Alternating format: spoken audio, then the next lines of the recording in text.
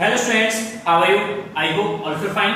Students, today we are going to discuss a topic that is Wheatstone bridge. Wheatstone bridge का revision video है. कल हमने discuss किया था किरचॉफ्स लॉ, उसको रिवाइज किया था. आज Wheatstone bridge को रिवाइज करते हैं. बहुत ही simplest and most important topics हैं एंड इससे रिलेटेड न्यूमेरिकल्स भी आपके बन जाते हैं. तो Wheatstone bridge basically Wheatstone bridge is a device, एक ऐसा डिवाइस है जिसकी हेल्प से हम किसी एक अननोन रेजिस्टर को या अननोन रेजिस्टेंस को हम कैलकुलेट कर सकते हैं. कोई एक अननोन रेजिस्टर है, उसका रेजिस्टेंस कैलकुलेट करना है तो उसको कैलकुलेट करने के लिए हम व्हीटस्टोन ब्रिज की हेल्प लेते हैं. तो व्हीटस्टोन ब्रिज का कंस्ट्रक्शन देखते हैं. बेसिकली सिंपली इसमें एक आपका पैरेललोग्राम होते हैं जिसकी कॉरस्पॉन्डिंग साइड्स पे हम 4 रेजिस्टेंस को कनेक्ट करते हैं just like this.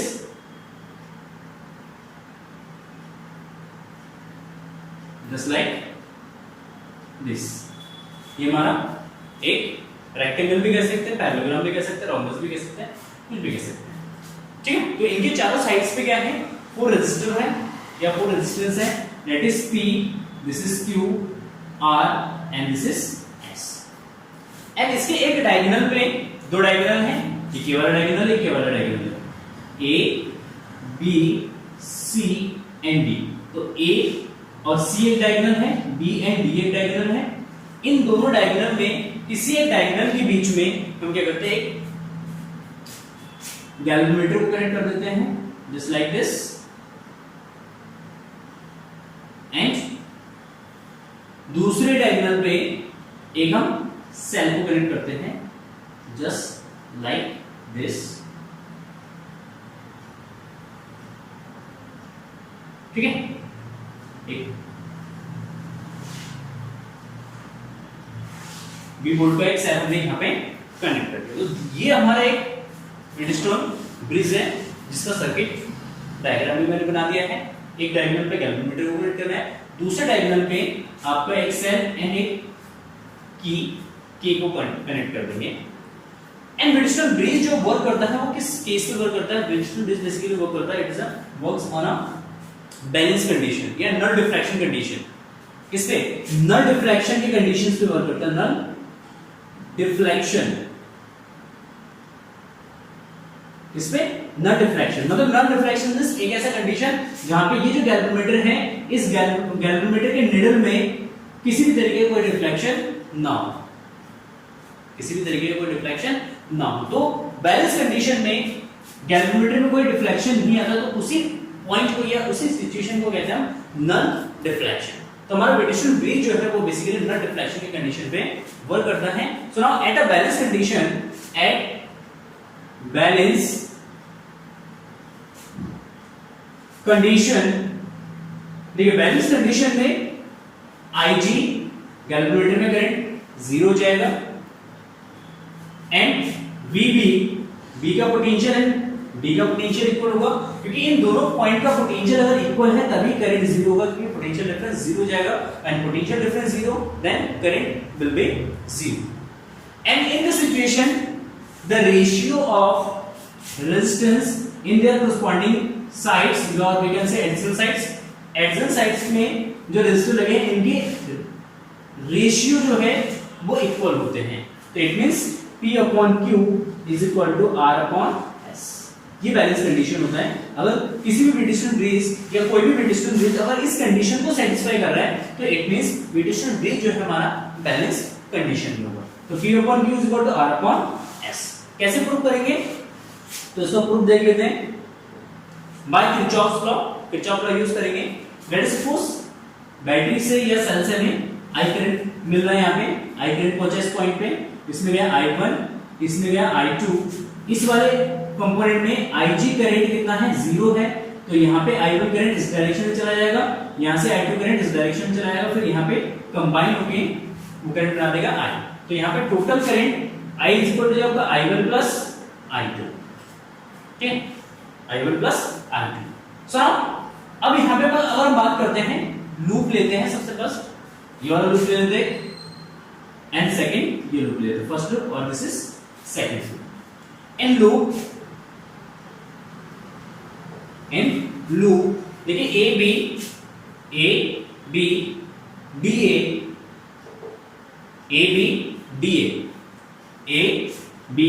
D A इस वाले लूप में चलते हैं। तो ए से बी पे जाएंगे, करंट की डायरेक्शन है potential drop positive, then I1P, ठीक। अच्छा, बी से डी पे आते हैं तो यहाँ पे करंट जीरो, तो पोटेंशियल ड्रॉप जीरो जाएगा। एंड डी से ए पे जाते हैं तो करंट के अपोजिट डायरेक्शन में, तो इट मींस यहाँ पे पोटेंशियल ड्रॉप आपका नेगेटिव हो जाएगा, तो I2R is equal to 0। So now I1P is equal to I2R, ठीक। I2 पे लेंगे तो I1 upon I2 is equal to R upon P। This is equation number first. And in loop देखिए second loop ले लेते हैं, B C D P, second loop B C D P, ठीक है। चलिए B से C पे जाते हैं, तो अगर B से C पे जाएंगे तो करंट की डायरेक्शन में, अगर करंट के डायरेक्शन में जाते हैं potential drop positive, that is I1Q minus, देखिए अब C से D पे जाएंगे करंट के अपोजिट डायरेक्शन में, तो ये पोटेंशियल ड्रॉप नेगेटिव होगा, that is I2S is equal to 0। क्यों? क्योंकि इस वाले आर्म्स में करंट कितना जीरो है, करंट जीरो, तो पोटेंशियल ड्रॉप कितना जाएगा आपका जीरो जाएगा। तो I1Q minus I2S is equal to 0, तो यहां से निकाल सकते हैं I1Q is equal to I2S, I1Q is equal to I2S, तो यहां से हम निकालेंगे I1 by I2 is equal to what, is equal to S upon Q, S upon Q। This is equation number second. From equation first and second, from first and second, देखिए दोनों equations को अगर compare करते हैं, then we get I1 upon I2, I1 upon I2, then we get R upon P is equal to S upon Q, then P को इधर multiply करते हैं, S को इधर मल्टीप्लाई करते हैं, then R upon S is equal to P upon Q। This is the condition for balanced, ठीक। ये हमारा बैलेंसिंग कंडीशन होगा। अगर इस कंडीशन को कोई भी विडिशनल ब्रिज सेटिस्फाई करता है तो उस केस में उसके डायगोनल पे कोई करंट फ्लो नहीं होगा, और विडिशनल ब्रिज जो है हमारा क्या कहलाएगा, बैलेंस कंडीशन में कहलाएगा। लेट अस सपोज इसमें अगर कोई भी रेजिस्टेंस अननोन है, जस्ट लाइक दिस, इसमें P अननोन है, अगर P अननोन है तो P कैलकुलेट कर सकते हैं, अगर Q अननोन है तो Q कैलकुलेट कर सकते हैं, अगर R अननोन है तो R कैलकुलेट कर सकते हैं। Let us suppose P is unknown resistance, then unknown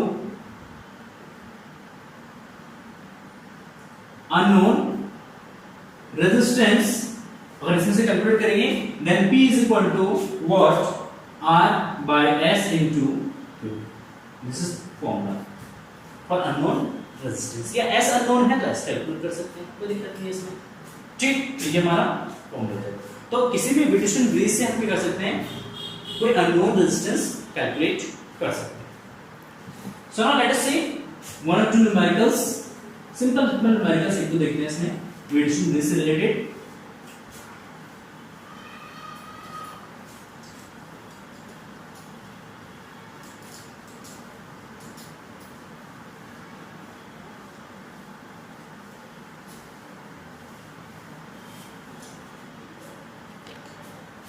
So now let's take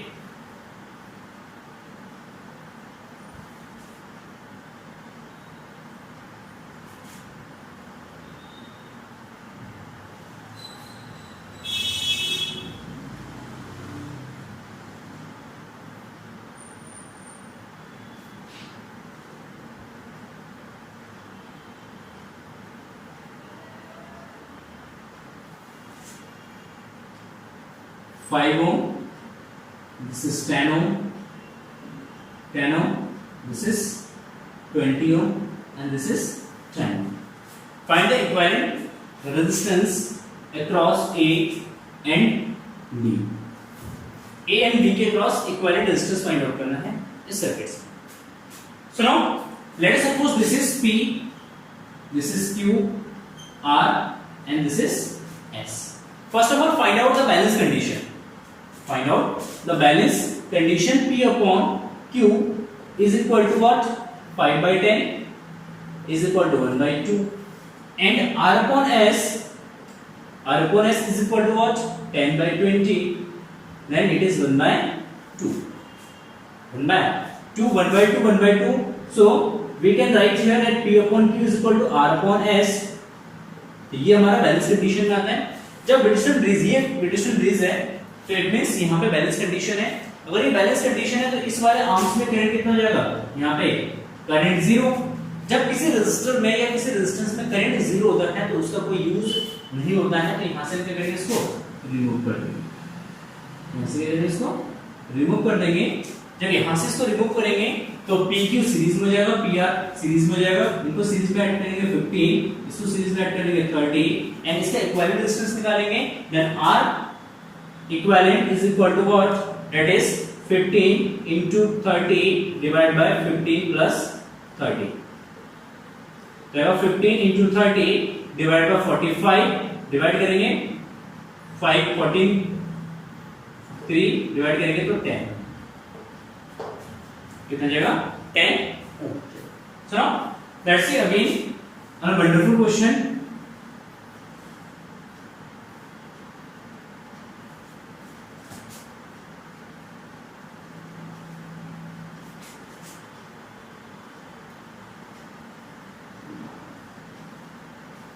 Okay, find out the equivalent distance between A and B. A and B के बीच का equivalent distance निकालना है। देखिए सिंपली ये 5 ओम का रेजिस्टर है, ये भी 5 ओम का है, ये भी 5 ओम का है, ये भी 5 ओम का है आपका, ना ये भी आपका 5 ओम का। तो ये तो वेरी सिंपल क्वेश्चन। इसमें सबसे पहले आप देखेंगे कि ये रेजिस्टेंस ब्रिज बनता है, किस तरीके से आइडेंटिफाई करेंगे रेजिस्टेंस ब्रिज है। तो इस सर्किट को सबसे पहले आप सिंपलीफाई करते हैं, सबसे पहले सर्किट को थोड़ा सा सिंपलीफाई करते हैं सर्किट। सुनो, let us take 4 point, it is A, this is C, this is B and this is D।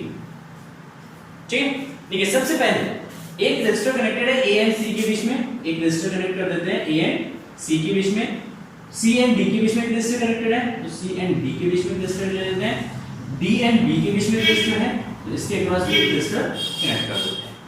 And एक रेजिस्टर है A एंड D के बीच में, तो यहाँ पे A एंड D के बीच में रेजिस्टर ले लेंगे, ठीक है। और एक रेजिस्टर आपका C एंड B के बीच में, यहाँ पे एक रेजिस्टर ले लेंगे, ठीक। तो इस तरीके से आपका क्या बनेगा, एक रेजिस्टेंस ब्रिज बनेगा। ये आपका P, ये Q, ये R और ये S, ठीक है। सारा जो वैल्यू दे रखा है P, Q, R, S का, ये सब इक्वल दे रखे हैं। तो यहाँ पे हम लिख सकते हैं कि P upon Q is equal to R upon S is equal to 5 by 5 is equal to 1। इसका मतलब है आपका रेजिस्टेंस ब्रिज बैलेंस कंडीशन में है। जब ये बैलेंस कंडीशन में तो यहाँ पे करंट कितना होगा, 0। जब इसमें करंट 0 होगा तो उसको क्या करेंगे, नेगलेक्ट कर देंगे, क्योंकि यहाँ से इसको हटा देंगे, रेजिस्टेंस में करंट नहीं है, करंट नहीं होगा तो इसका कोई मीन नहीं होगा।